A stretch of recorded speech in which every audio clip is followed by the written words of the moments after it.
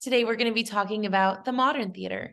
So, realism is a theatrical movement that emerged in the mid-19th century as a response to the artificiality and melodrama of earlier theatrical styles. Realism sought to depict life as it really was, with a focus on everyday people and situations.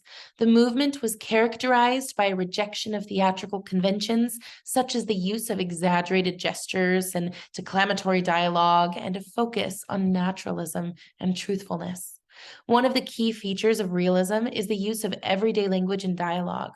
Realist playwrights such as Henrik Ibsen and Anton Chekhov sought to capture the rhythms and cadences of real-life speech, often using naturalistic dialogue to convey character and theme.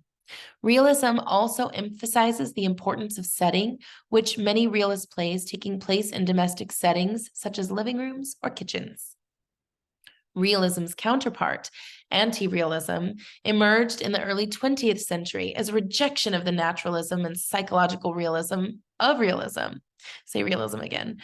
Anti-realist plays such as Luigi Pirandello and Bertolt Brecht sought to challenge audience expectations and disrupt the illusion of reality created by realist theater.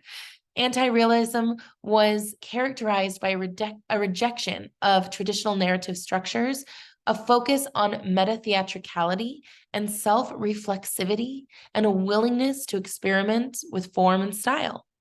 One of the key features of anti-realism is the use of techniques such as alienation and epic theater.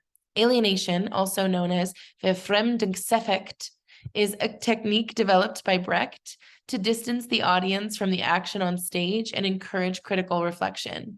This was achieved through the use of techniques such as the direct address to the audience, the use of songs and music, and the use of non-realistic sets and costumes.